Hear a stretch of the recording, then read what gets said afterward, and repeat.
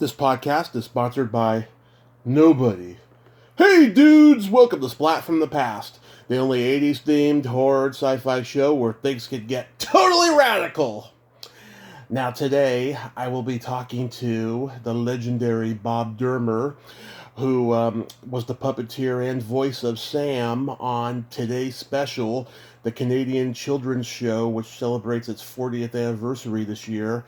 I grew up watching this show on Nickelodeon, like early in the mornings back in like 87, 88, before I started kindergarten. It was one of my favorite shows, and it's going to be an honor to talk to him today. He also did voices for the Canadian cartoon The Raccoons, the Care Bears, and the Care Bears movies. The second one is celebrating its 35th anniversary. He'll be my fourth guest from that movie. And he also did the voice of, let's see, I got it right here, Puppet Punch in the Santa Claus, the Tim Allen movie. And it's going to be a great conversation, and it's going to be awesome. We were going to do this... We're going to do this in a different time, and then our time zones got screwed up, but now we're going to do it in just a moment. So, here is my interview with Bob Dermer.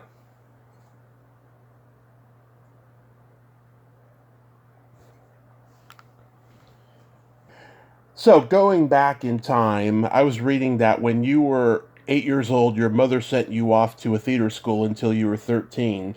Now, I've heard of kids getting sent to military school or a private school during those years, but never a theater school. What was your experience like? I have to laugh. Yeah. Yes, I was taken to theater school when I was 8 years old.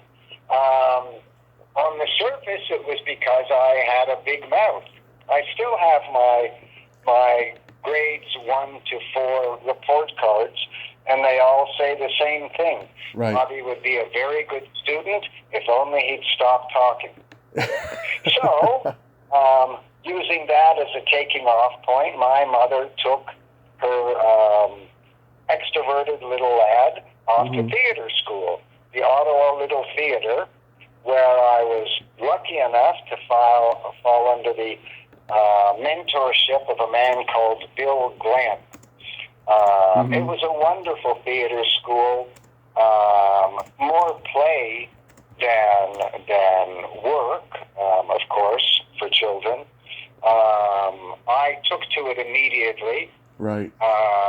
Bill was a remarkable guy. He was 6 feet 6 inches tall and ran the theater school at the Ottawa Little Theater, and he and I became the hosts for all the children's plays that went on, and we dressed in identical costumes and introduced each of the shows.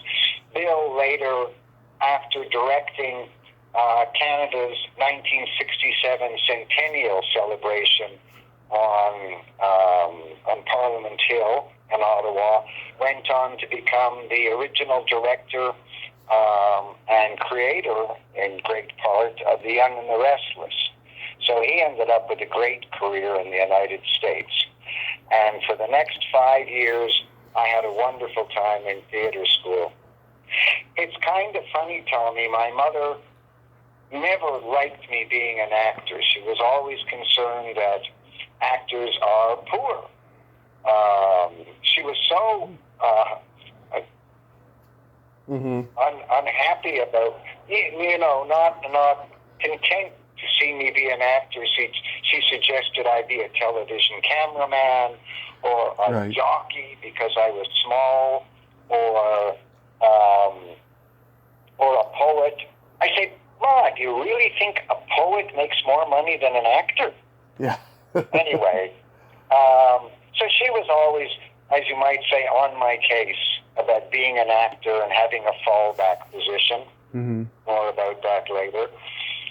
One day when I was about 15 or 17 or 19 and I'd already started working professionally, I said, when will you relax about this? When will you stop making an issue of the fact that I'm an actor and I want to be an actor? She said, when you can show me a bank book with $100,000 in it, that's when.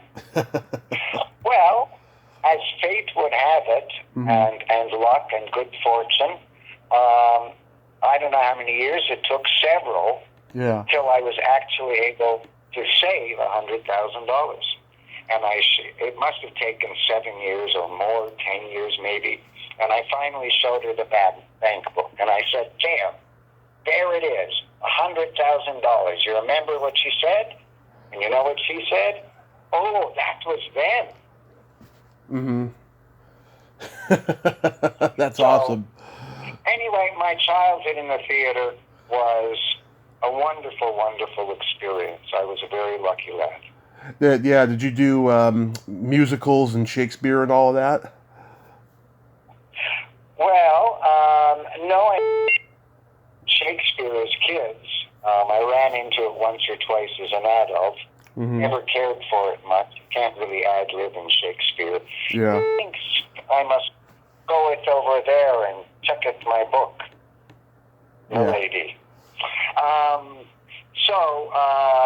No, actually, my mother also said, look, if you want to be an actor, every successful actor is a triple threat. You have to know how to sing, you have to know how to dance, right, and acting. It's not enough just to be an actor. So off I went to dance classes, modern jazz. And when I was about 18 years old, in Ottawa, we were doing a production of Annie Get Your Gun. And my dance classes sort of graduation exercise was to be the dance chorus in Annie Get Your Gun. So there I was in the back row, fake tap dancing in Annie Get Your Gun, when a woman called Noreen Young saw me. And I had just started doing a television series called Milk and Honey in Ottawa. Right. And so I just got my union card, and Noreen saw me doing this fake tap dancing and approached me after the show and said, look, I'm the entertainment committee for our next union meeting, for the next actor meeting. I'm a puppeteer. Would you help me? I'll give you $25. I said, I've never touched a puppet in my life. She said, don't worry, it's easy. So I thought, well, it's better than studying for my grade 12 exams. So I took the job, and that was my entree into the world of puppeteering. I have nobody to thank more than Noreen Young. She really discovered me. The television series I was doing in Ottawa also came out of just brash nerves, chutzpah, I guess you would say. I heard that a television station in Ottawa was going to be doing a late-night serial, 15 minutes a night, 5 nights a week, and they were looking for an old Russian guy. And I thought to myself, I can do a Russian accent. I'll go and I'll audition for them. They'll give me this part. I'm perfect. So I went to the audition. They were, in fact, looking for an Eastern European older guy. They said, we can't use you for that, but there's actually a part for an 18-year-old kid. Would you do that? So I said, absolutely. And that show was called Milk and Honey. We did 200 episodes of that, as I said, 5 nights a week. We came on after sermonette, if you get an idea when that would be. I think we were on from 11:45 to midnight. When the television station went off the air, those were the days when TV wasn't 24 hours a day. Right. And that led stories out of that. Yeah. I'm sorry, go ahead. That's what led you to the pencil box? No, this was all Noreen Young's doing. The first series, after we did the show for the union meeting, the next thing we did was that show in 1967 on Parliament Hill in Ottawa was a big centennial party for the city, and Noreen and I did a live puppet show there. The first and last live show that Noreen and I ever did. Mm-hmm. And then about 3 months later, we had a television series called High Diddle Day for CBC Ottawa. Mm-hmm. That ran for 10 years. Nice. I did 3 characters on that. And then after that, then came Pencil Box. That ran for another 3 years.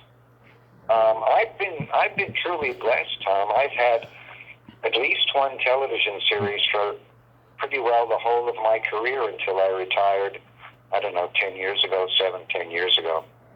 Yeah. I've seen clips of the Pencil Box on YouTube. It has a real Sid and Marty Krofft feel to it with the puppets. They were just astounding. They didn't look like, ordinary puppets. They were like state-of-the-art. Well, Noreen had a very original technique. She was she is, I should say. Hi, Noreen. Bless you, my dear. I think of you all the time. She had a remarkable gift as a sculptor. So she would sculpt these wonderful caricatures and characters in clay.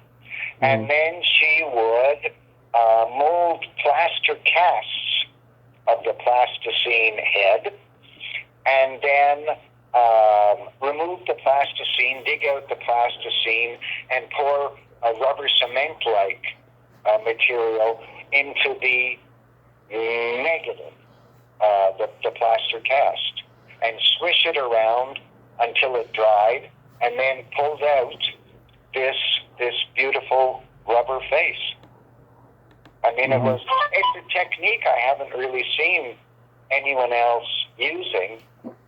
Certainly no one as effectively as Noreen did. She had a wonderful career also with many wonderful shows under her belt. Yeah. She was a winner of the Order of Canada for her contribution. So I'd like to interview her. Oh, she's still alive? Yes, she is, very much so. She's now in Almont, Ontario, outside of Ottawa, and they run the Canadian and International Puppet Festival there for many years, bringing in puppet troupes from all over the world. I think they've had to cancel it the last 2 years because of COVID, and I think Noreen just got tired of running it very much herself. But they're talking about bringing it back next year, which I hope they will. Nice. But if you'd like afterwards, I'll give you her contact information. I'll definitely consider it, absolutely. I was curious, though, did Jim Henson ever ask you to work for him? Jim Henson. Well, I'll tell you the story about Jim Henson and the Muppets, and Fraggle Rock. Fraggle Rock. Coming up to Toronto. Yeah. At the time, I was on the union. I was on the union council, I should say. And I was the puppeteer rep. And when Jim Henson came up to Canada saying we wanted to run a show here, they wanted to do a show in Canada, I said, well, I see that what you did in England when you did the Muppet Show is, who were the principal puppeteers from England in that show that you did with England? And he was on the other side of the table, or his people were on the other side of the table, like with 7 lawyers. Right. I said, how many Brits were principal performers with the production? And they looked up and down the table at each other and sort of struggled to come up with a name. They came up with 1 or 2. And I said, that's not going to happen in Canada. We have television experienced puppeteers, myself, Nina Keogh, another brilliant puppeteer, and Noreen Young. I said, we have tons of television experience. You want to bring people up here? We'll go 50-50 with you. Right. Hire 5 Canadians and bring in 5 Americans. We had to give them permission to bring Americans in. Anyway, my term ended before the resolution, before the issue was resolved. In the end, they came up and they made this deal with sort of second-level Canadian puppeteers who got to wave arms and do minimal amounts of work. It was still a great experience for the puppeteers who did get to work on Fraggle Rock. I would say nothing to diminish that experience. Oh, yeah, I've talked to Cheryl. I could never work with him because, as you know, Jim was a very tall man. Yeah. Probably 6 feet. And myself, I'm like 5'3". So even on my own television shows, they used to call for Dermer boxes, which were like those apple boxes. Yeah. for me to stand on sometimes. Yeah. But no, I never got to work with Jim. Yeah. I talked to Cheryl Wagner last year. I mean, obviously she got to work with him on Fraggle Rock. Yes. So. Yeah. Well, it was a lucky opportunity. Mm-hmm. Look, I'll talk to you again one day about the mistakes I've made in my life. Jim wasn't one of them because there was no way I could have worked with him. But all the people who got to work with him were very lucky people indeed. So how did today's special come into your life? Today's special, well, by the time today's special rolled around, I had, 15 years of television puppetry experience. And I was well known. I was blessed, Tom, in getting into theater in this city in the early 70s, just when theater was starting in this city. So I knew all the people who started the theaters, many of which still operate in Toronto. So I was on the ground floor of the theatrical blossoming that happened in Canada, which in part was, I guess I'd have to say, due to the Vietnam War. Believe it or not. It's going back a little bit. Yeah. What was happening in the early 70s in the United States is the youth in the States were rioting and marching and making a commotion. Well, Canada tried to, I won't say stop the commotions, tried to divert our attention, let's say. They had this enormous young generation of young people, and what they created was something called the LIP grants, LIP, the Local Incentive Program. And what they offered was anyone who wanted to start a business like a theater could have $100 a week per young person between 18 and 24 that they hired, and the Canadian government would provide $100 a week. So several enterprising people in Toronto started theater and hired young actors at $100 a week, and that was the start of the major theater movement in this city and how Toronto came to be a major player in the North American theatrical scene.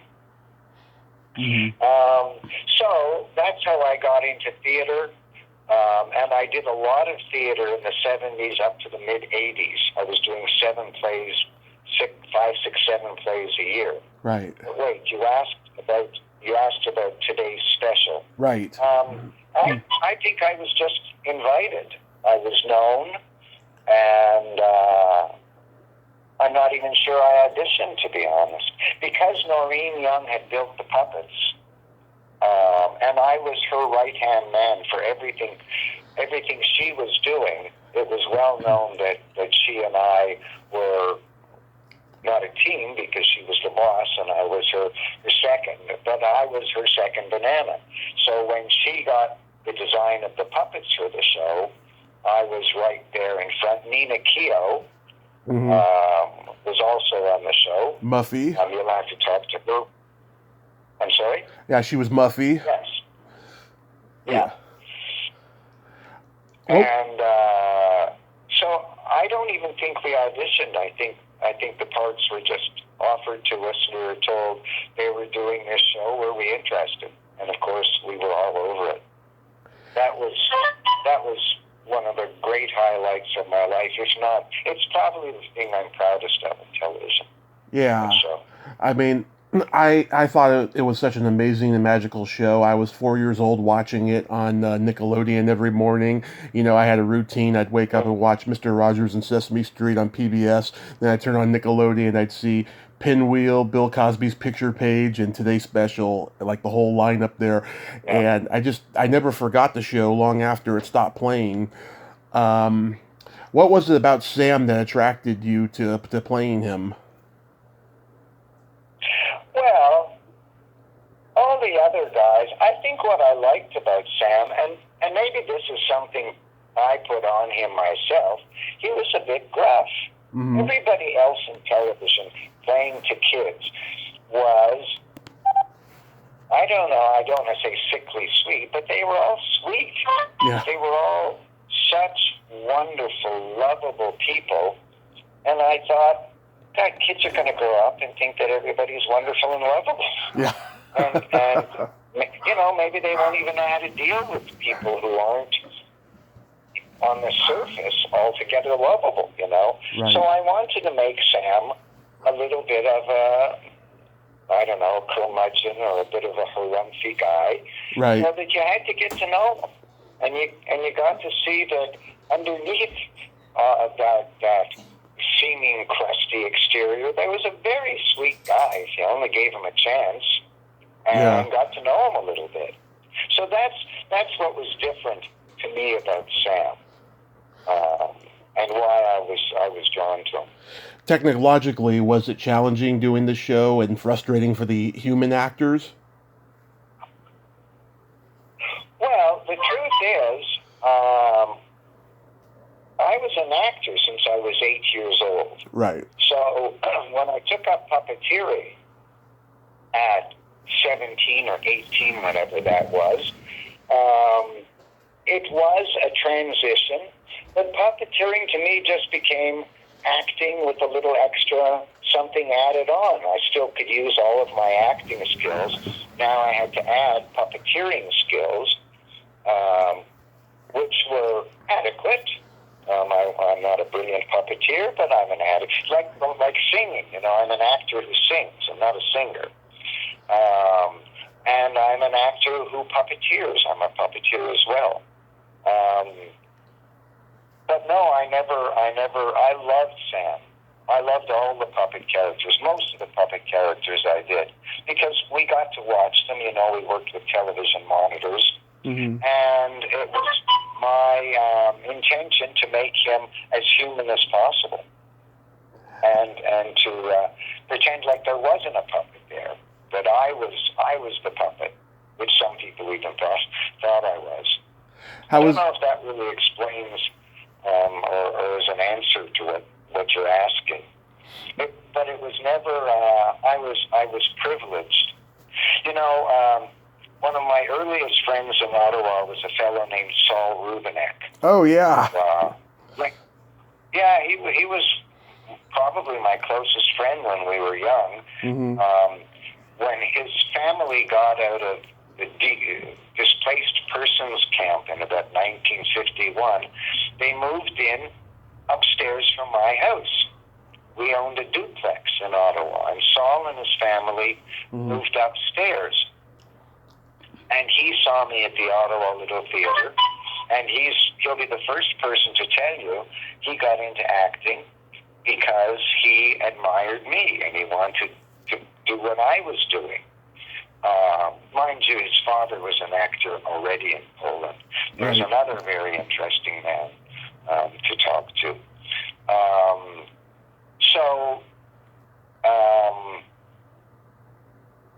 I'm sorry, what were we talking about? It's okay, I'll move on. How was working with Jeff Hislop and Noreen Virgin? Oh, wonderful. They were great to work with. Talk about talent. Yeah. And we grew so close. Oh, you asked what was it like being a puppet in the midst of live people. Right. Well, it presented physical challenges. And if you watch the show, you watch how cleverly our director, a man named Clyde Vanderberg was absolutely brilliant. He was the director, Right. he was the producer, and he was also the musical director. And he was very clever about how to mask us, how to shoot us. I mean, the puppets, without any masking, just had the camera frame from the middle of the puppet up, kind of, so that we could walk around freely. Right. It was a very cleverly shot show and very well thought out. Oh, never mind. I've got another call. I'll ignore it. No, we didn't mind. I think the credits did give them top billing, and then Nina and I, but it was starring all four of us. We were the four stars of the show. And I loved working with Jeff and Noreen. We became quite the family in the 6 years that we were together. Oh, that's great. Do you still talk to them? Noreen's, neither of them are in Toronto. I talk to Nina all the time. She's still a very close friend. Mm-hmm. She's in Toronto, but Noreen is out of the city and Jeff's on the other side of the continent. So no, I haven't seen. I saw Noreen a few years back. Noreen, I should say, a few years back. Mm-hmm. And Jeff I haven't seen for years, unfortunately. During the show's run, you had a pretty bad car accident, right? I did. I had a terrible car accident in 1985 that laid me up pretty badly. Sometimes if you think you don't have any friends, get in a really serious car accident and friends come out of the wood. Oh, I know. Suddenly, Trust me, I know. You do that. Yeah, I had a bad accident 6 years ago, and I spent 30 days in a coma. Wow. Well, you know how people will gather around you when. So we're not alone. There's all sorts of people who love us that never say it and never show it. But it's nice to know that they're there. Yeah, it was a bad accident. It took me quite a while to get over it. Cost me an eye. But even that, when I woke up, at some point they said, Mr. Dermer, I'm sorry to tell you, we didn't have airbags in those days. Yeah. And the steering wheel smashed me in the face, and it severed the optic nerve. A fragment of bone severed the optic nerve. Oh, my God. In my right eye. And in the hospital, they came up to me and said, Mr. Dermer, we have some bad news. You're going to lose your right eye. And my response was, I wiggled my hands and I wiggled my feet, and I said, if I got to lose one of anything, let it be an eye. And in fact, it hasn't been much of a hindrance. That's good. I still drive. I can still see my loved ones. I can do everything. So, that's good. Life is full of challenges. Yeah. Wow, that's amazing. We're both walking miracles, aren't we? Well, we're lucky to be alive. Absolutely. But I've always been very aware, Tommy, of how tentative our grasp on this planet is. Back when I was living in Ottawa, I was maybe 19 years old. We had a pedestrian mall there, called the Spark Street Mall, and a 23-year-old young university student or new graduate from university was walking on this pedestrian mall when a brick fell out of a windowsill, from under a windowsill, and killed him on the mall. And I thought, wow, if our grasp on this earth is that ephemeral, is that tenuous, you better live every day like you never know when it's over. Could be over walking on the mall, Oh, certainly. So I'm very appreciative of every day. That's wonderful. So, what made you want to get into doing voiceovers for cartoons? Well, that came out of, I'm trying to think when that even started. I I was doing voices already. Even that first television series I mentioned, High Little Day, I was doing 3 voices. Right. So it all just involved the Care Bears, the original series. Yeah. Was done up here. All the actors came from Canada, and the animation. I think in that first few years, maybe even the whole 6-year run, came out of a company called Nelvana here in Toronto. So the voices just followed. The other thing I said about doing voices is you may get old and there's younger actors who are always on your heels trying to take your roles away. But I said if you're a voice specialist, you can always do voices even when you're old. A la Mel Blanc and all those guys were so late into their lives. But I was a very blessed individual, Tom. I got to work on Broadway with Henry Winkler. Oh, I didn't know that. Yeah, there are other stories I would tell you that I'm very impressed with the research you've done. But I don't know if you read anything about my experience in New York or when I went to London, England. I didn't see those. I worked at the Royal Court Theatre there, and that's a pretty cool story. Shall I share it? Oh yeah, go right ahead. I was doing a play in Toronto. This would be, maybe late 70s. Mm-hmm. Late 70s, I think. And the director was a guy from England by the name of Ken Campbell. Mm-hmm. Something of a raving lunatic, known in London circles as a bit of a raver, a bit of a madman. Mm-hmm. And he did a show in Toronto called Pilk's Madhouse, and it was a cast of 4, and we wrote all the sketches ourselves. Ken wrote them, and we sort of just worked on them.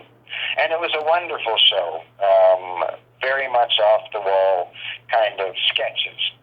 And when Ken went back to London, he learned that his British company that was supposed to be doing the Christmas show in London had buggered off. They'd all just dispersed. So he had no Christmas show. So he invited the Toronto cast to come to London and do the show upstairs at the Royal Court Theatre, and he'd pay us and fly us over and do all of that.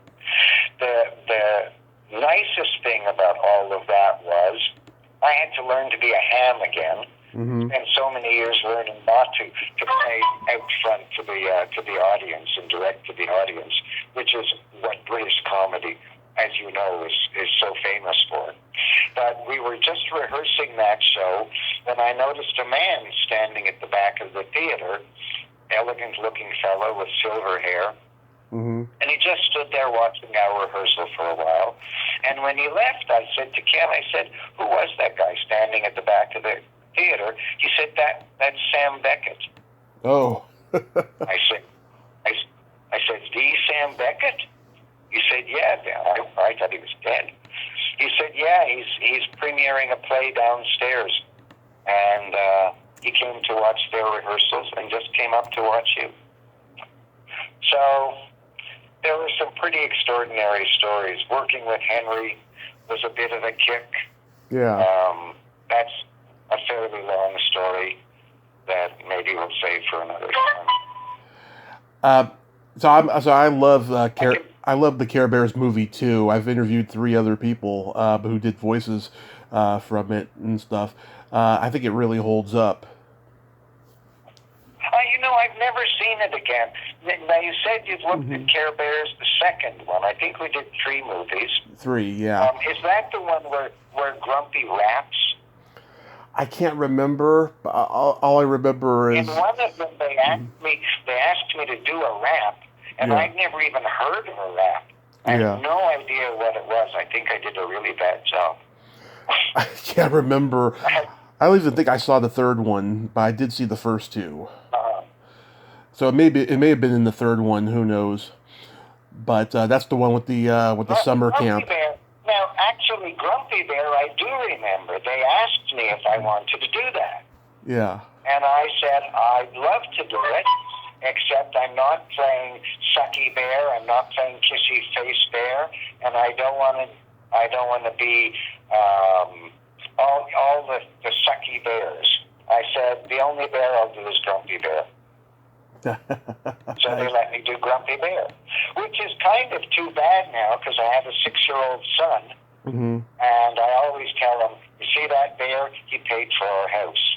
And Sam Crenshaw.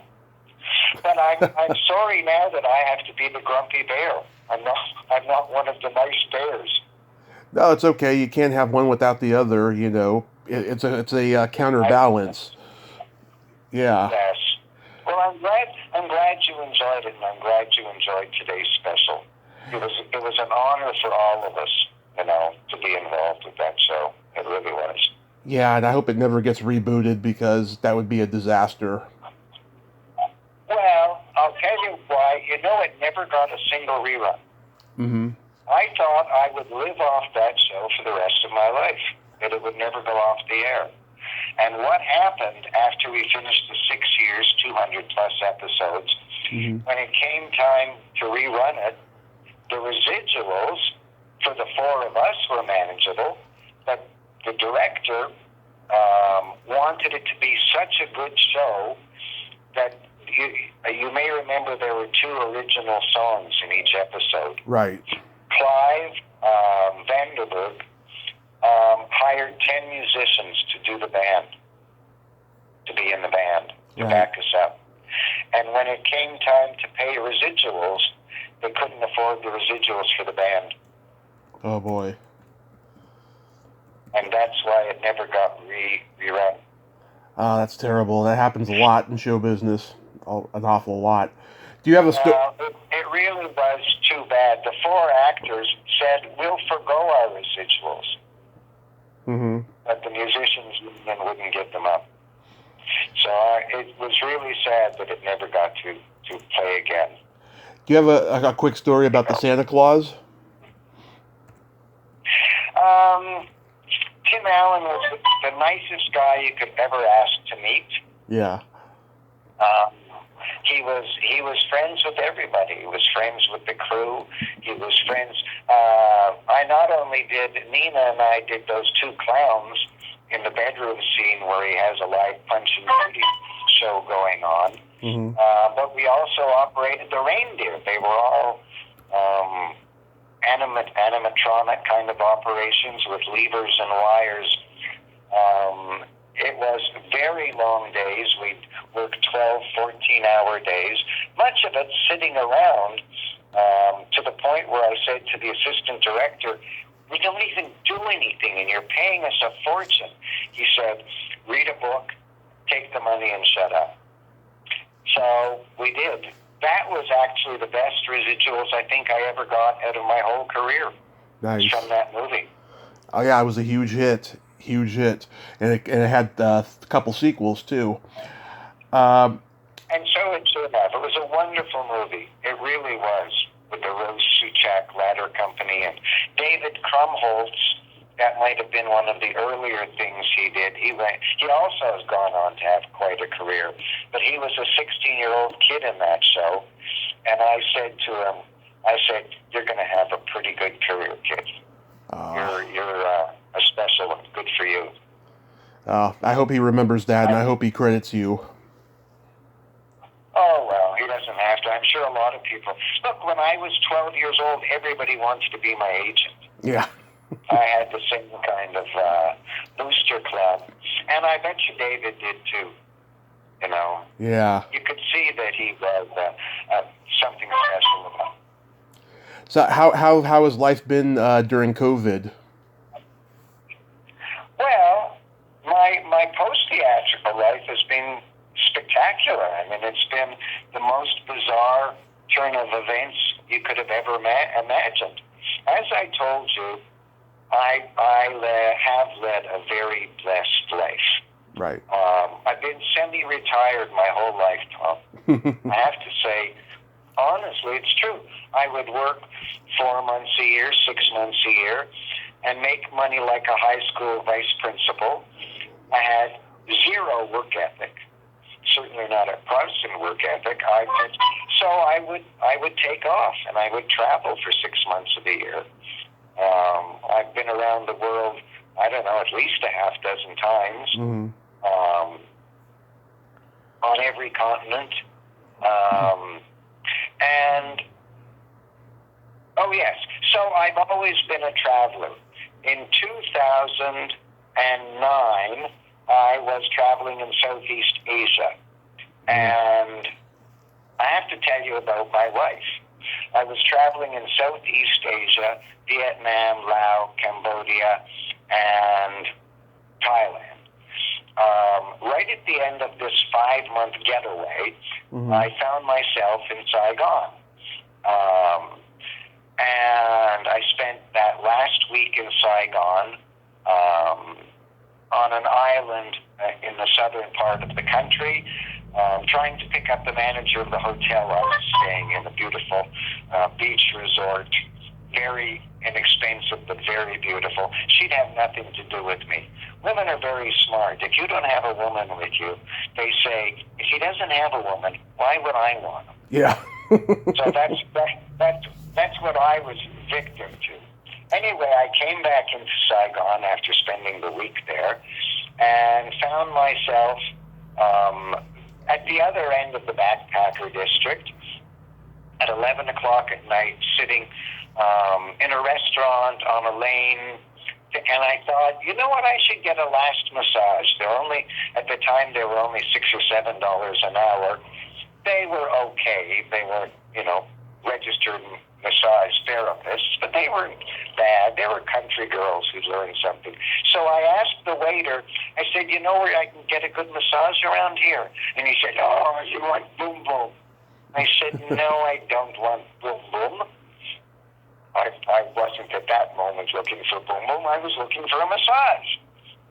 In the next half hour, he brought me like 6 girls. He said, oh, good massage. Very good boom boom. She can do this, she can do that. I said, I don't want boom boom. If I wanted boom boom, and I look up and down the street, there's nobody there, and I turn around in the restaurant, and standing at the back of the restaurant at the kitchen door is what appears to me to be a woman. So I pointed over there. I said, I want her. Nobody else. Bring me that woman or no one else, okay? Mm-hmm. So he went away. And a half an hour later, the woman came up to me and said, why you point at me? And so we started to talk. I told her the story. She didn't speak a whole lot of English, but for some reason, we just hit it off. And with our limited English, we spent the next 2 hours talking. 2 or 3 hours, I don't know how long it was. She made me laugh. She was funny.